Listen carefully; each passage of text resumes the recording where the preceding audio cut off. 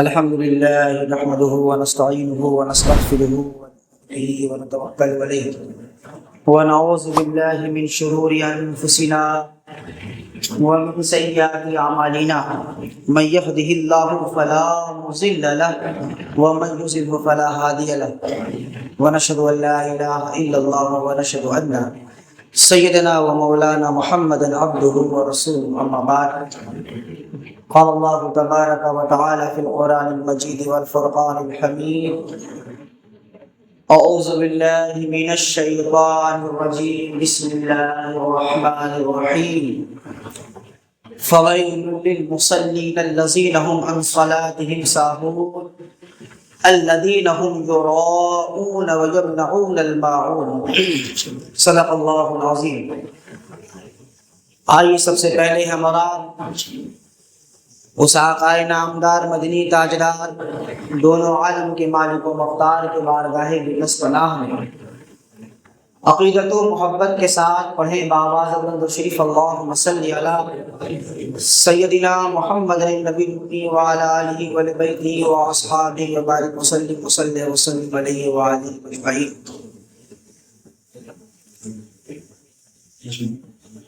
رمضان المبارک کا عظیم مہینہ ہم سے رخصت ہو چکا۔ اللہ رب العزت ہر عمل کا بدلہ ہمیں عطا کرتا ہے، اب چاہے وہ عمل اچھا ہو یا وہ عمل برا ہو، چاہے اس عمل کا تعلق حسنات خیرات سے ہو، چاہے اس عمل کا تعلق معصیات سے ہو، اس کا بدلہ اللہ نے متعین کر رکھا ہے جزا اور سزا کے طور پر۔ جیسے کہ جنت کے تعلق سے میں نے بتایا تھا کہ جنت میں دروازے ہوں گے باب الصلاۃ کے نام سے، باب الصدقہ کے نام سے، اسی طریقے سے روزے کے نتیجے میں جو نعمت ملے گی اس دروازے میں ہم داخل ہوں گے باب الریان۔ تو ہر عمل کا جو ہے کہ بدلہ جنت میں عمل کے اعتبار سے ہوگا۔ ویسے ہی جو ہمارے عمل نیگیٹو ہیں، ہمارے وہ عمل جس کا تعلق معصیات سے ہے، برائی سے ہے، اس کا بھی اللہ نے بدلہ رکھا ہے، اس کے بھی اللہ نے بدل جہنم کے اندر موجود رکھا ہے۔ میں نے قرآن کریم کی جس آیہ کریمہ کی تلاوت کی اس میں اللہ رب العزت ارشاد فرما رہا ہے فَوَيْلٌ لِّلْمُصَلِّينَ الَّذِينَ هُمْ عَنْ صَلَاتِهِمْ سَاهُونَ۔ اللہ نے کہا ویل وادی ہے ان لوگوں کے لیے۔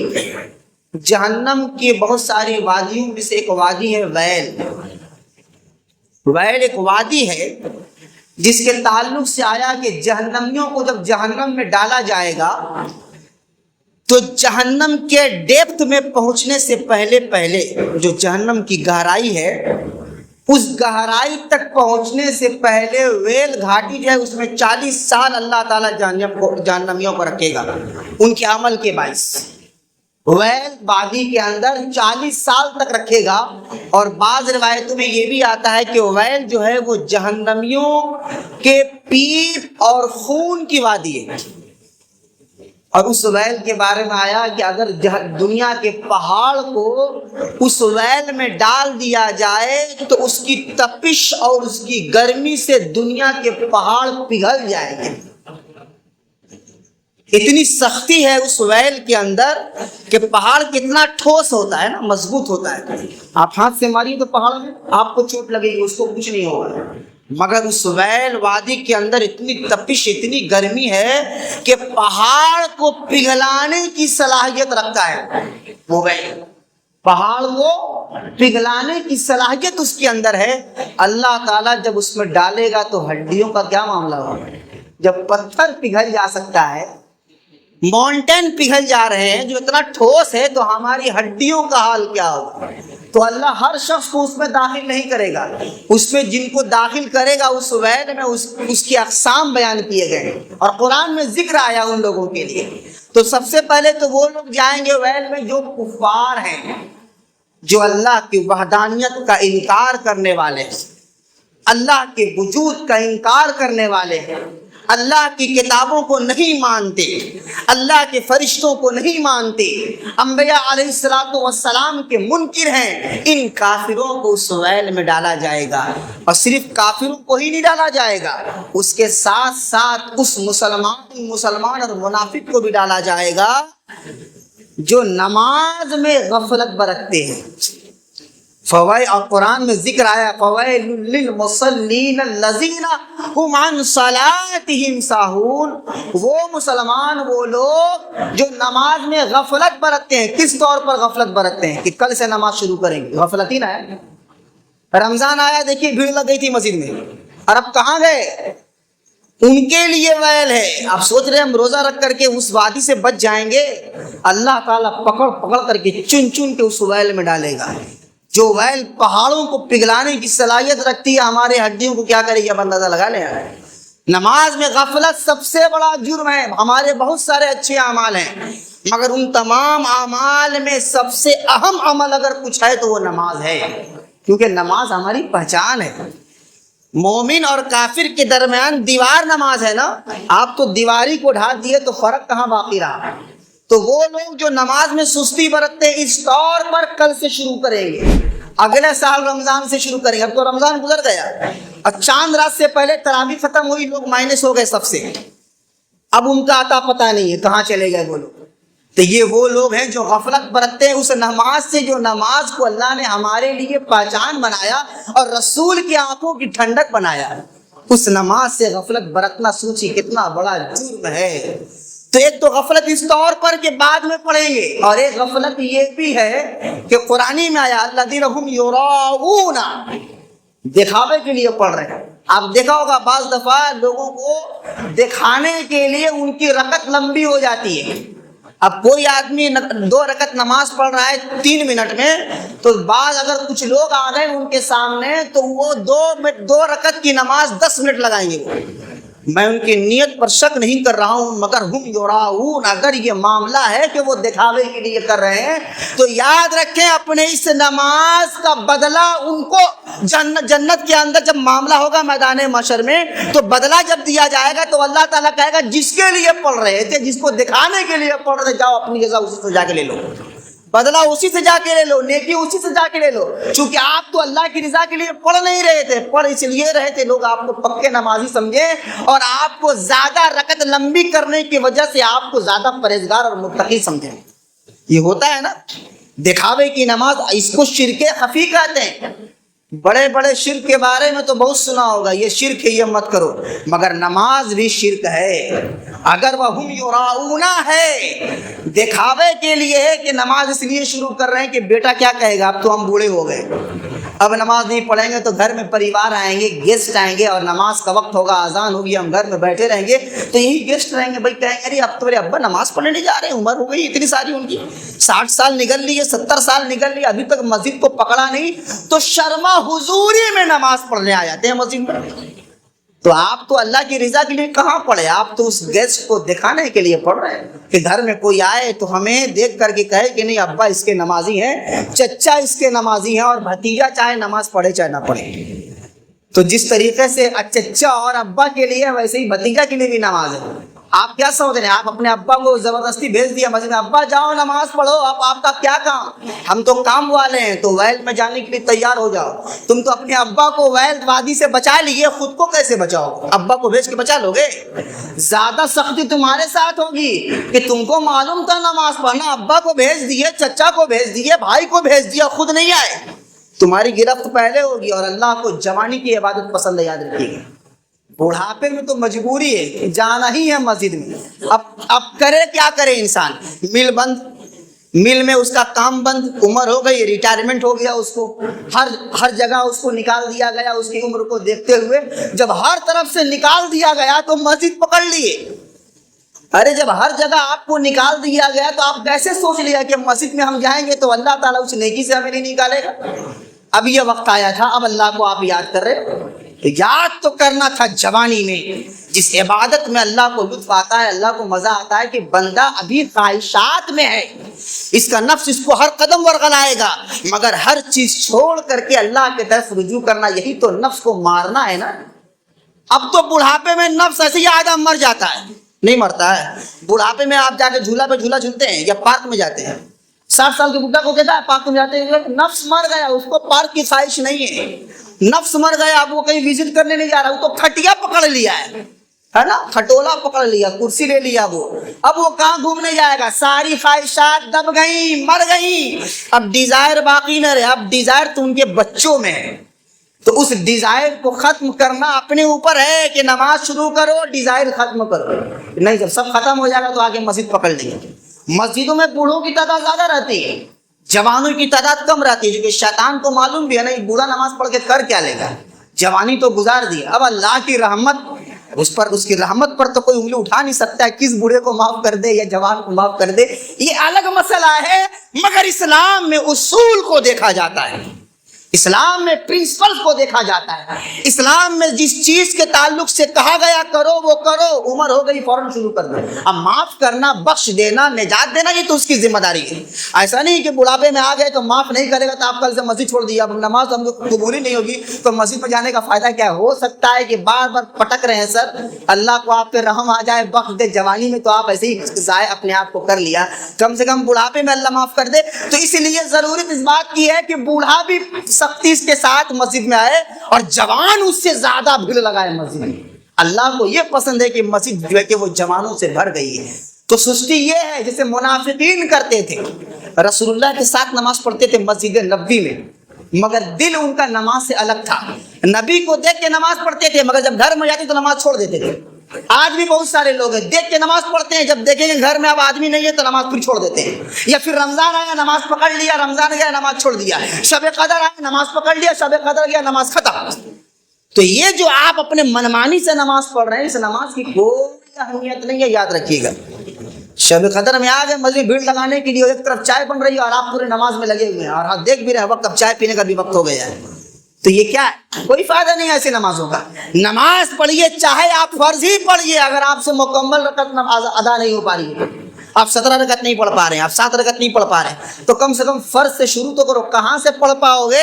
پوری زندگی تو نماز سے غافل رہے، فرض چھوڑتے رہے، تو اب نوافل میں دل کہاں لگے گا؟ نوافل میں دل ان کا لگتا ہے جو فرض میں بڑھ چڑھ کر حصہ لیتے ہیں۔ جب فرض میں آئیے گا تو اللہ تعالیٰ نفل کی بھی توفیق دے دے گا، سنت کی بھی توفیق دے دے گا، پہلے فرض تو پڑھو، ورنہ اگر چھوڑ رہے ہو تو اس وادی میں جانے کے لیے تیار ہو جاؤ، کوئی مولوی نہیں بچا پائے گا، نہ کوئی مولوی بچا پاوے گا، نہ کوئی پیر صاحب بچا پاوے گی، کیونکہ وادی کے لائق عمل ہے، ہر عمل کے لائق اکارڈنگ وہاں پر جزا اور سزا ہے نا۔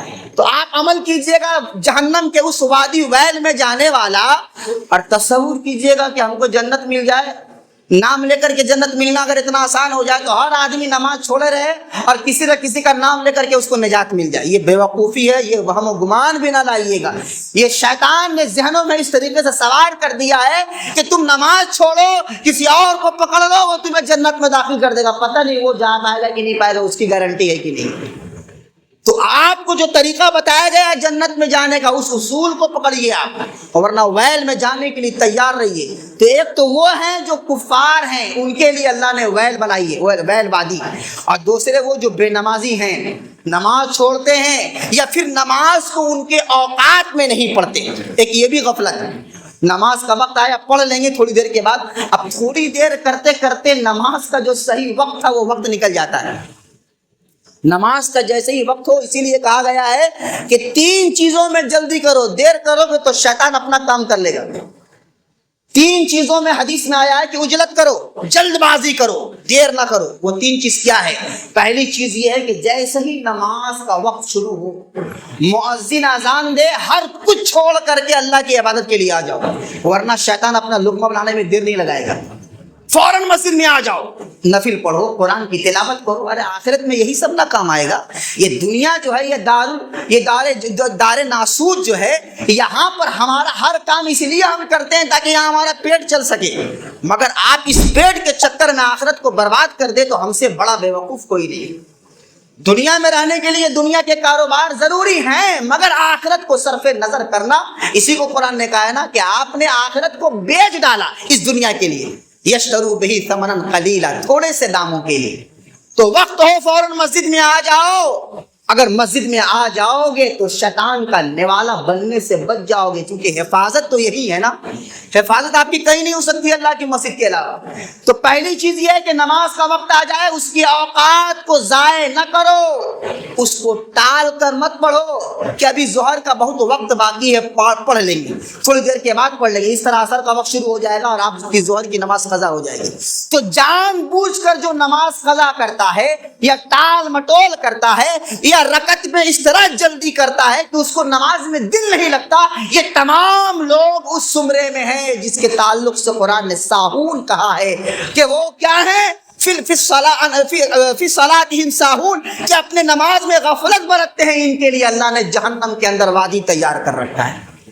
تو نماز میں سستی بھی نہیں کرنا ہے، پابندی سے پڑھنا ہے اور وقت پر پڑھنا ہے جماعت کے ساتھ۔ جماعت کی بڑی اہمیت ہے، یاد رکھیے گا، جماعت کو کوشش کرنی چاہیے کہ ہمیں جماعت مل جائے، کیونکہ جماعت اگر آپ کو مل گئی تو کس کے صدقے میں آپ کی نماز قبول ہوگی آپ کو پتہ بھی نہیں۔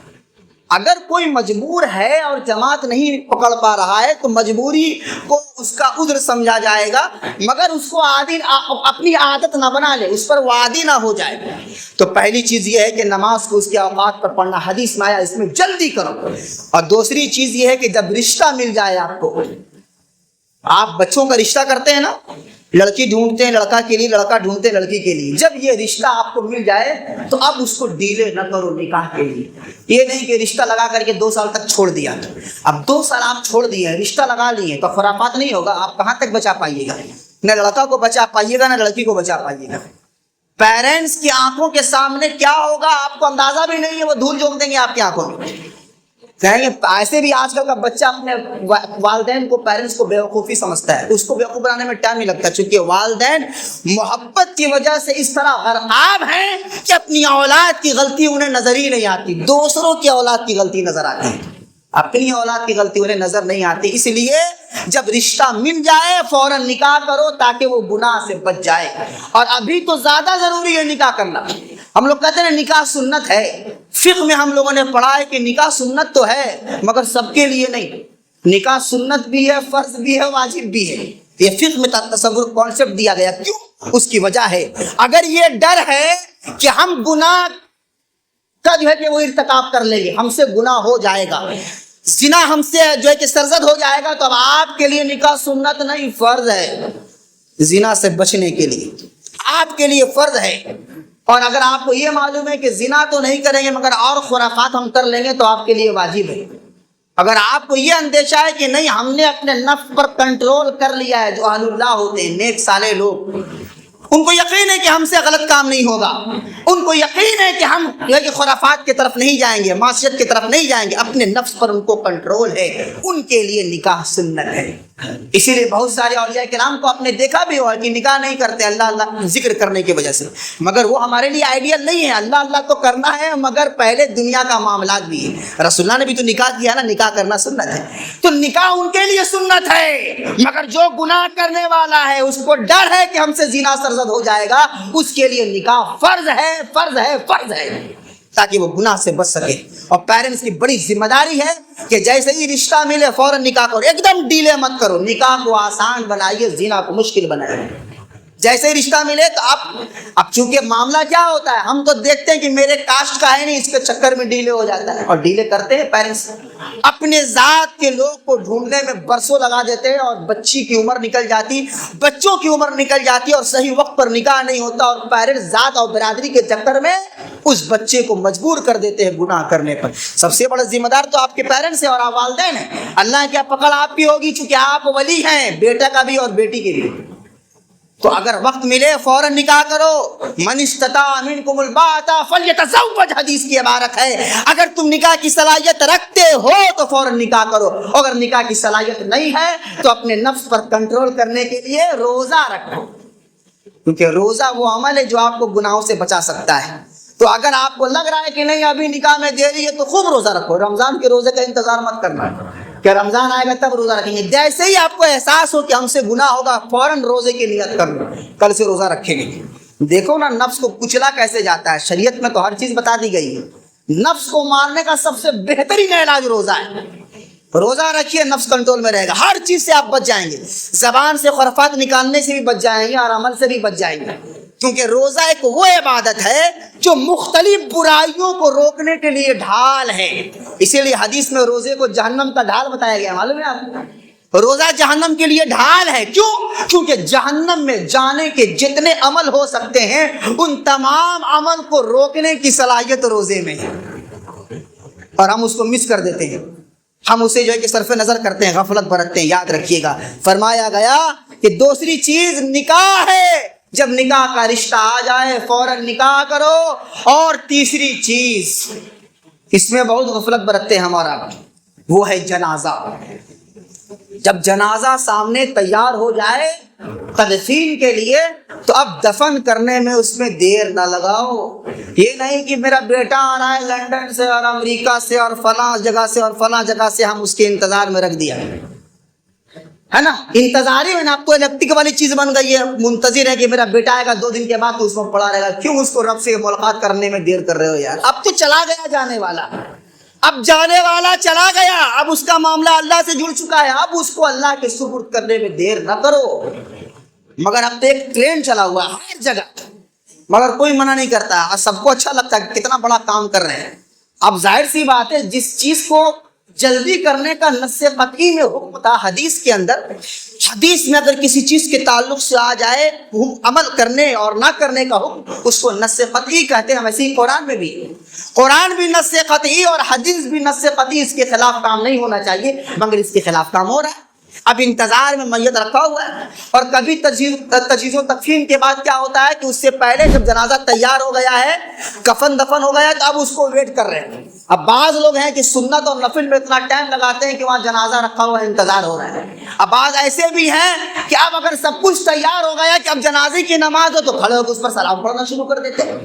سلام اگر آپ کو پڑھنا ہی تھا پہلے پڑھ لیتے، تدفین کے فوراً بعد۔ بعض ایسے بھی ہیں نماز نہیں پڑھیں گے، دیکھیے گا یا نماز ہو رہی ہے سنت پڑھ رہے ہیں تو نماز اس وقت سلام نہیں پڑھیں گے، جب نماز ہو جائے گی فرض، جب نماز ہو جائے گی تو باہر بہت سارے ایسے بے نمازی کھڑے ہوتے ہیں جو انتظار میں رہتے ہیں کہ ہمارے نمازی بھائی آئیں گے پھر ہم جنازے کے پاس کھڑے ہو کے سلام پڑھیں گے۔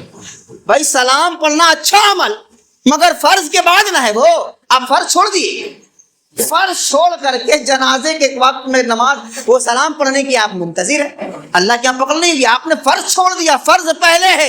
اور دوسری چیز یہ حکم جو ہے کہ پہلے جلدی کرو تدفین میں، تو تدفین میں جلدی کرنا یہ نص قطعی ہے، آپ نے اس کو بھی چھوڑ دیا، سلام پڑھنے کی وجہ سے آپ نے اس کو بھی چھوڑ دیا۔ آپ کو سلام سے اتنی محبت تھی تو ابھی جمعہ کے بعد سلام ہوگا، آپ ہی میں سے ایسے ٹناٹن ہوں گے جو نبی ہم سلام پڑھیں گے اور آپ لوگ غائب ہو جائیں گے۔ ابھی تو کوئی جلد بازی ہے نا، پڑھیے نا، ہم پڑھائیں گے آپ کو 5 اشعار 10 اشعار، کتنا پڑھیے گا، نبی کی محبت یہاں دکھائیے آپ۔ تبھی نماز کے بعد سلام میں کوئی نہیں رہے گا، بھاگ جائے گا سب، کھانا کھانے بھوک لگی ہوئی ہے، اور جنازے میں کھڑا ہو کے سلام پڑھیں گے۔ مجھے جب نص قطعی ہے جلدی تدفین کرو، اس کو جلد سے جلد جا کر کے اللہ کے سپرد کرو، تو وہاں کھڑے ہو کے سلام پڑھنا شروع کر دیتے ہیں۔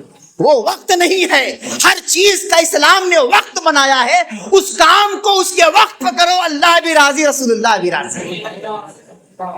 سلام سے انکار کون کرے گا؟ ارے سلام سے جو انکار کرے گا اس سے بڑا بدبخت کون ہوگا جو سلام کا منکر ہو جائے۔ مگر سلام کی ایک جگہ ہے نا، اس جگہ پر پڑھو، اس جگہ پر نہیں پڑھو گے۔ ابھی نماز کے بعد فجر کے بعد ہم سلام پڑھیں گے، سب لوگ غائب، وہاں شوق کہاں جاتا ہے آپ کا، ایمانی شوق اور رسول اللہ سے محبت کا جذبہ؟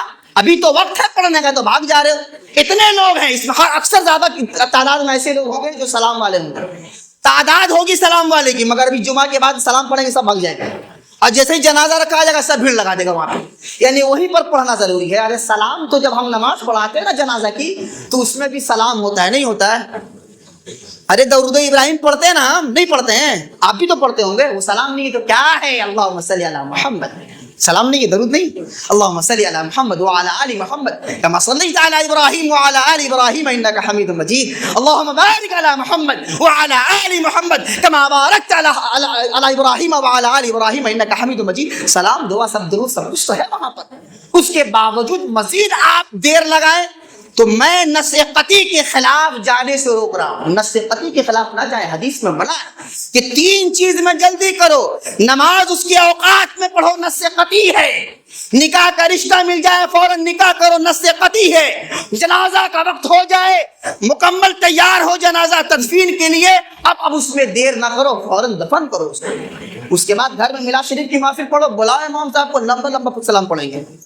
سلام سے انکار کون کرتا ہے؟ مگر یہی بات بولیں گے تو آپ ہی میں ایسے لوگ امام صاحب روک نہیں رہے، سمجھو عقل کھولو، عقل کے بے وقوف. کیسے انسان ہو، وقت پر ہر چیز اچھی لگتی ہے. عید کے دن روزہ کیوں نہیں رکھا آپ نے؟ عید کے دن آپ نے روزہ کیوں نہیں رکھا؟ عید کے دن روزہ رکھنا حرام ہے. لگاؤ فتویٰ میرے اوپر. ارے امام صاحب روزہ کو حرام بول دیے. ارے ہاں، چونکہ وہ وقت وہ جگہ نہیں ہے. عید کے دن عید الفطر کھاؤ، جا کر کے گھر میں کھلاؤ سب کو، سوئیاں کھلاؤ، لچھی کھلاؤ، کلیجی اور پوڑی کھلاؤ. آج کھلانے کا اور کھانے کا دن ہے.